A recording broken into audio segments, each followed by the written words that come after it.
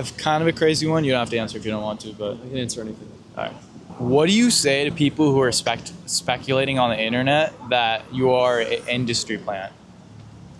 I actually think it's a genuine fear that anybody who comes out of nowhere, who goes from 2% to 23% in the polls in 12 weeks, is not who they say they are. And to people who wonder whether they can trust me or not, you probably can't, actually.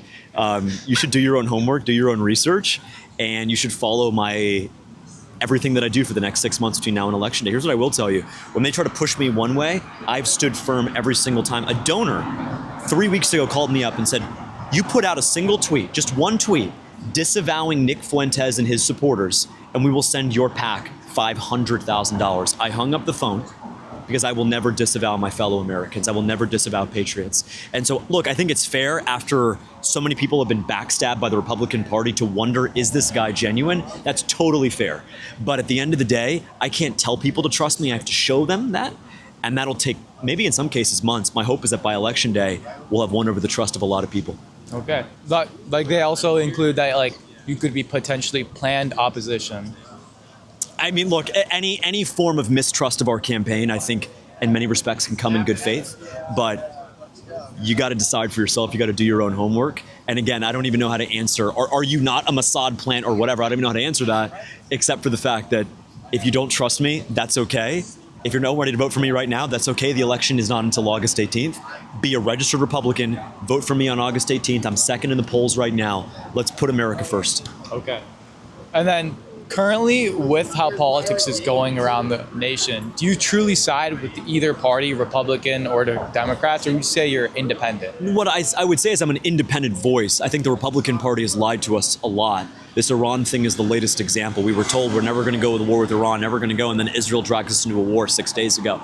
It doesn't make any sense. And so I think both parties have failed. I'm running as a Republican because I think the conservative movement has historically provided a track record, but in the last couple of years, the Republican Party has been, honestly, the party of losers. Would you say that Israel kind of dragged us into this war with Iran? I would definitely say that. I think all the evidence points to that. You think that we're fighting this war for them? Yes. Quite literally, there's no other strategic reason for the U.S. to be in this war other than to fight the war for Israel. I'll tell you, Israel is a bunch of cowards. If Israel wants to go bomb Iran, they can do it. If they want to fight Iran, they can do it. But no American should ever die for Israel. Are you familiar with the Greater Israel Plan? Of expansionism? Yeah. They basically want Iran, Turkey, they want all of that because they believe that it was promised to them 3,000 years ago. What do you say to that? What I would say is Israel is not a state that should continue to expand its borders.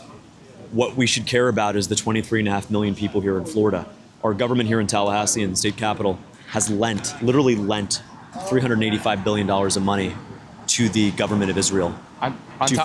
On top of that, U.S. soldiers are dying. Yeah, we've already lost 6 service members tragically, one of whom was from right here in Florida, in Central Florida, in Winter Haven. And I don't want to see young men or young women in the U.S. military die for Israel. Yeah. Okay, so I have 2 super controversial questions. Could I ask them? And if you don't want to answer, you can just say next. Okay. So there's a lot of speculations on who committed 9/11. Some say, there's evidence pointing towards Israel. There was 4 dancing Israelis, agents, Mossad agents outside watching as 9/11 fell down. What do you say to that? What I say is that anybody who celebrated the most horrific terrorist attack in U.S. history is demonic. What I support is the full unredacted 9/11 files to be released to the public, along with the full redacted Epstein files. I want to know exactly what happened, who knew what, and what actually went into the most horrific terrorist attack in U.S. history. So, regarding that Epstein files, people say almost every single person in the current government are pretty related to the Epstein files, and they worry that, hey, if we do anything, I think recently Pam Bondi actually said the reason the Epstein files can't really be prosecuted against it is because the whole government would collapse. A government full of pedophiles should collapse. Full stop. Okay. All right. That's all. Thank you.